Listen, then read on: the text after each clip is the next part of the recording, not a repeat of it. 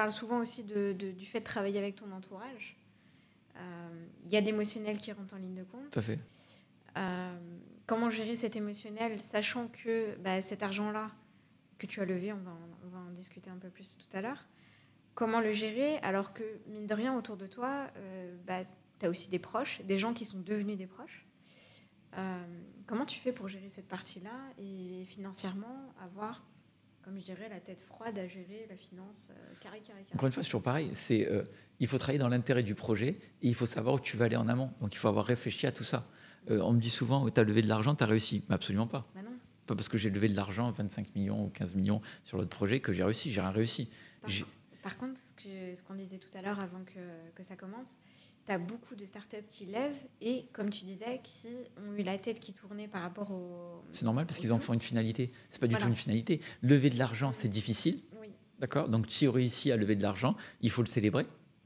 D'où la soirée de ce soir où on célèbre notre levée de 25 millions avec Data Factory. Il faut aussi savoir apprécier et de se dire, on a franchi une étape. Il faut savoir aussi apprécier les étapes et ce qu'on fait. Ça me semble très important. Donc, de pouvoir... j'allais dire saucissonner la réussite, c'est la fameuse phrase, si tu veux aller sur la Lune, c'est impossible. Par contre, si je te donne des barreaux et une échelle, tu te rendras compte qu'en fait, tu peux commencer à l'atteindre. Donc, il faut savoir, on va par exemple avec le projet Data Factory, nous, notre objectif, c'est dans les 24 à 36 mois d'être coté sur le Nasdaq et de faire une licorne à plus d'1 milliard. Donc, comme ça, c'est complètement utopique, c'est un mytho, ça ne veut rien dire. Mais si je t'exprime mon plan par 6 mois de tout ce que je vais faire, ça paraît logique. En fait, c'est beaucoup plus... tu vas dire, mais en fait, c'est une continuité et tout est logique et cohérent. Et donc, la levée de fonds de 25 millions est indispensable pour atteindre cet objectif-là. Donc, l'atteindre, il faut le célébrer parce que c'est indispensable. Donc, c'est une étape très importante. Mais c'est quelque chose de difficile. Mais derrière, le plus dur commence. Oui. Donc, il ne faut absolument pas en faire une finalité. Je pense que comme toujours, il faut avoir vraiment... c'est la stratégie en fait. Tout est stratégique. Il faut avoir une vision de là où on veut aller et pourquoi on veut y aller et comment on va y aller. C'est capital, quoi qu'on fasse. Je pense que c'est tout pareil dans la vie, quoi. Si tu te dis, je vais essayer, on verra bien, normalement, ça ne va pas très loin. Par contre, si tu te dis, c'est ça que je veux, je vais me donner les moyens de l'avoir et c'est comme ça que je vais faire. Et après, il y a une part de chance au sens rencontre. Mais la chance, pareil, ça se crée. Donc, si tu restes chez toi, tu n'as aucune chance. Exactement. Donc, moi, je dis souvent que la chance, c'est de dire oui à des choses, quelles que soient des rencontres, des événements ou autres, où de toi-même, tu aurais dit non. Parce que c'est là où tu crées en fait un choc. Tu sors de ta zone de confort. Bien sûr, tu crées un choc avec tes propres, enfin, tout en restant dans ses valeurs, bien entendu. Mais tu crées un choc de valeurs où tu vas te mettre quelque part en danger, dans le bon sens du terme, et tu vas t'ouvrir des nouveaux horizons. Et c'est en t'ouvrant des nouveaux horizons que, selon moi, tu crées une singularité et tu crées de la valeur. Tu vas trouver des solutions. Parce Tout que à fait. Tu as toujours des personnes Tout qui à fait. déléguer telle ou telle chose. Tout à fait. Et là, tu vas dire ah bah oui, mais bien évidemment. Donc, il faut s'ouvrir à la chance. Il faut savoir parfois dire oui, là où de premier abord, on aurait dit non. Mais tout ça, au préalable, ça où c'est pas simple, avec un cadre très clair. Quel est mon objectif ? Où je veux aller ? Comment je veux y aller ? Et pourquoi je veux y aller ? Donc, d'où la levée de fonds. Lever 25 millions, c'est très bien. C'est une réussite. C'est le moyen pour arriver. C'est une réussite, c'est très bien. Il faut le célébrer. Oui. Est-ce que c'est la réussite ? Absolument pas. C'est une réussite qu'il faut célébrer. C'est quelque chose de difficile, mais derrière, le plus dur commence. Ça veut dire qu'on croit en ton projet, quoi. Ce qui est bien.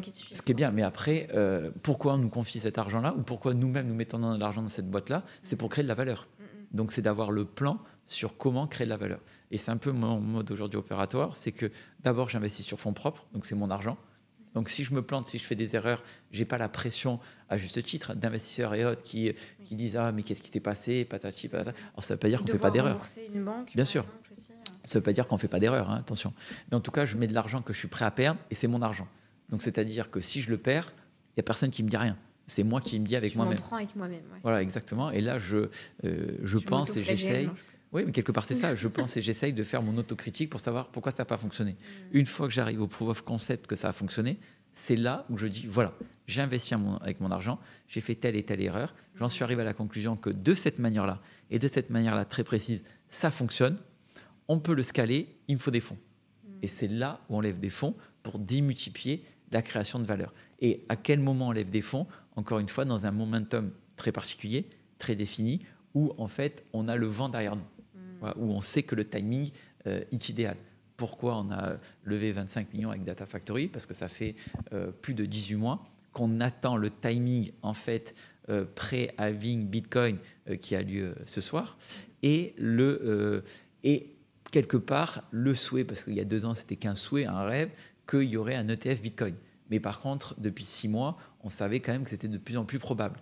Donc à partir de ce moment-là, une fois que les planètes ont été alignées, ETF Bitcoin validé, halving qui va arriver, domaine qui est dans l'énergie, qui finance une transition énergétique d'une manière concrète.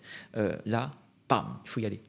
Là, il faut saisir l'opportunité, il faut mettre le projet en devant de scène, et là, boum, là, ça part. Donc, tout ça, c'est préparé, en fait. Le hasard, parfois, est important, mais le hasard marche d'autant plus où la préparation en amont est très importante. C'est la vraie visualisation finalement. Oui, c'est que la visualisation. Concrète. Bah oui, bah de toute façon, il faut toujours tout visualiser. Donc, par exemple, Data Factory, on se retrouvera peut-être dans 2 ans. Et l'objectif, c'est de 2 à 3 ans, aller sur le Nasdaq et coter cette boîte-là. Voilà. Et de faire une boîte qui vaut 1 milliard. 1 milliard, tu vas me dire, mais c'est astronomique. 1 milliard, en gros, c'est 250 mégawatts. Aujourd'hui, on a levé 25 millions. On va faire 40 mégawatts. Donc, en fait, 250 mégawatts, c'est quoi? C'est 6 fois 40 mégawatts. Enfin, un peu plus de 6 fois 40 mégawatts. Vu comme ça, en fait, c'est pas tant que ça. C'est vrai. Donc c'est toujours pareil, il faut décomposer les choses de telle façon à savoir quelle est la finalité, qu'est-ce qu'il va avoir. Et se dire quelque chose qui est très important et dont on peut être sûr, il va avoir plein de problèmes. Moi, j'ai mis beaucoup de temps à comprendre ça. Le rôle d'un entrepreneur, c'est de résoudre des problèmes. Exactement, c'est de gérer des problèmes. Et en fait, j'étais persuadé que tout était beau, que tout était rose, on était dans le monde des bisounours, que le rôle d'un entrepreneur, c'était lever des fonds, développer son projet, gagner de l'argent, créer de la valeur et tout. C'est totalement faux, voilà, en fait, c'est tout l'inverse. Un entrepreneur est là pour gérer des problèmes. Oui. Moi, ce qui m'inquiète le plus dans mes boîtes, c'est quand il n'y a pas de problème. Parce que quand il n'y a pas de problème, c'est qu'il y a un souci. Oui. Ça veut dire qu'en fait, peut-être qu'on est resté trop dans notre zone de confort et on ne s'est pas exposé à une création de valeur qui est possible. Oui. Alors, des problèmes, il y a problème et problème. C'est-à-dire qu'on est resté à chaque fois dans Exactement, on a choisi la facilité. Déjà connu et on a choisi la facilité. Rien par rapport à ce qui se passe autour. Quoi. Donc, c'est là où il y a problème et problème. Mais il faut bien comprendre, moi, s'il y avait une chose que je devrais dire à n'importe quel entrepreneur qui nous regarde, c'est ne perdez jamais de vue que entrepreneur, c'est gérer des problèmes. Donc, un entrepreneur, une fois qu'on a compris ça, ne peut pas dire « Oh, mais j'ai pas de chance. Oh, il m'arrive que des merdes. Oh, mais j'arrive pas. Hein. Oh, ça, c'est pas possible. » Ou alors, c'est possible, mais il faut pas faire entrepreneur. Parce que c'est comme un chirurgien qui dit « Ah, mais moi, je veux pas toucher un bistouri. » J'en ai marre de réparer des gens, c'est souvent... Je veux pas toucher un bistouri, je veux pas. Bah, dans ce cas-là, tu as tout à fait le droit. Personne t'impose à toucher un bistouri. Ne fais pas chirurgien. Fais autre chose. Bah, c'est pour ça que tu n'as pas fait ça, parce que ça te... Ouais, j'aurais bien aimé quand même toucher un bistouri. Oui, d'accord. Mais en tout cas, l'entrepreneur, le métier d'entrepreneur, très concrètement, c'est de gérer des problèmes. Donc, on ne peut pas se plaindre d'avoir des problèmes, puisque c'est notre métier. C'est challengeant, en fait. C'est ça, il faut le voir en disant « Super, j'ai un problème. » Alors, c'est pas facile, hein. C'est très facile à dire comme ça dans un podcast. Dans la réalité, parfois, c'est très dur et on prend cher et on est exposé. C'est pour ça qu'il faut être bien entouré, parce que la charge mentale et la charge émotionnelle est très violente. Et l'entrepreneur est seul par nature. Donc, c'est pour ça que j'aime bien être entouré. Mais il faut vraiment se dire, il ne faut pas oublier, l'entrepreneur est là uniquement pour gérer des problèmes. Si ça marche, ce n'est pas grâce à lui. Si ça échoue, c'est à cause de lui. Oui. Donc, ça veut dire c'est lui qui doit prendre les décisions. Si elles sont bonnes, c'est grâce à cette équipe qui les ont mis en œuvre. Si elles ne sont pas bonnes, il doit les assumer, c'est à cause de lui. Donc, on est uniquement là pour régler des problèmes. Donc, on ne peut pas se plaindre. C'est très facile à dire et très compliqué à faire, mais on ne peut pas se plaindre en tant qu'entrepreneur d'avoir des problèmes. C'est une question de vision, comme tu dis. Et si tu passes ton temps à dire pourquoi moi j'ai jamais de chance, etc. C'est bon. Déjà, en plus, ton énergie, tu l'utilises pas à résoudre les problèmes, tu l'utilises pas à grandir, à investir, à comprendre. Tout à fait. C'est Donc, l'entrepreneur est là pour uniquement gérer des problèmes. Il faut, selon moi, ça a été ma méthode, mais ça, je ne dis pas qu'il faut toujours faire ça, mais investir sur fonds propres, ou au moins de l'argent qu'on est prêt à perdre pour faire le proof of concept, pour arriver à quelque chose d'établi à présenter, choisir capital, le bon momentum, parce que c'est là où il y a la création de valeur asymétrique. Le même projet, à quelques mois ou quelques années près, n'a pas du tout le même intérêt. Oui. Pas le même sens. Pas le même sens. Et savoir où on va. savoir où on va pour embarquer au bon sens du terme l'ensemble de son équipe en disant voilà, je suis le chef du bateau. Si ça marche, c'est grâce à vous. Si ça échoue, c'est à cause de moi. Mais voilà où je veux vous amener. Ça va tanguer dans tous les sens. Et il va y avoir des vagues, on va peut-être s'échouer, on va peut-être sortir le canot de sauvetage et autres. Mais en tout cas, le but, c'est d'arriver là-bas et de jamais perdre le fil de là où on va arriver. Ou alors, avoir l'intelligence de se dire à un moment donné, ouf, je me suis planté, j'ai échoué.